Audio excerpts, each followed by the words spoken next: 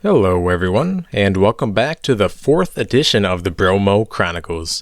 Now, if you watched the last edition, or even just read the title, you may already know what I'll be discussing in today's video. But if this video just started playing for you and you aren't really paying attention, yeah, I'm talking to you, then you'd be happy to hear that we will be learning the basics of what lightning is and what causes it. And weirdly enough, maybe an hour ago there was a thunderstorm with a bunch of lightning. I already had this video all planned out, so I guess it's just a sign that I need to do this video right now. Now, while I'm sure at least 98.3% of you watching this video right now have experienced lightning yourselves, or at least seen a picture of it, but I bet you don't really know what it is. So lightning is a big flashy thing that happens during a thunderstorm, but in more smart sounding terms, it's a naturally occurring electrostatic discharge in which two electrical charged regions in the atmosphere or ground temporarily equalize themselves, causing the instantaneous release of energy, and this energy we see as lightning. Now, a few people may understand what I just said, but I'm sure some of you are just trying to wrap your mind around this. But don't worry, the Wish.com expert is here. But if there are any actual experts out there that know more about lightning and electricity than I do, feel free to correct me at any time or just add some information if I missed anything.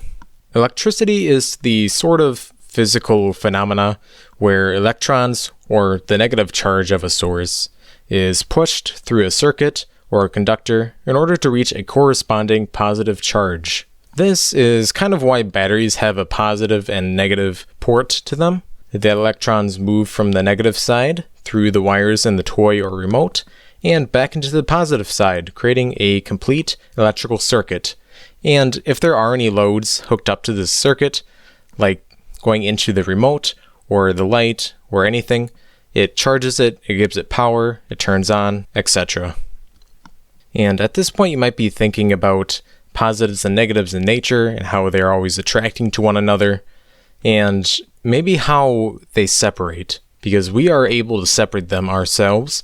Well, one of the things used to separate them in our electrical circuits that we create is called a capacitor. Capacitors use insulators to create a barrier between these two charges, which in turn generates an electrical field.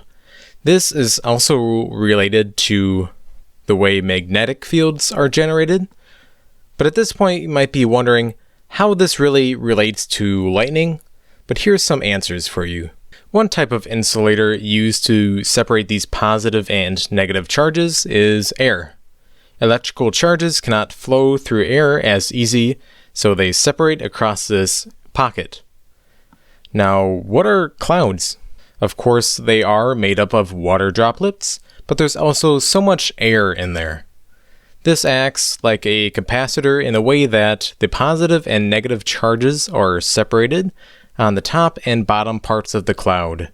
This kind of creates an electrical field that only gets stronger as more charges separate. Now, I didn't mention this about capacitors, but if they become fully charged and are connected to a different circuit, they act as a short power supply and release a tremendous amount of energy.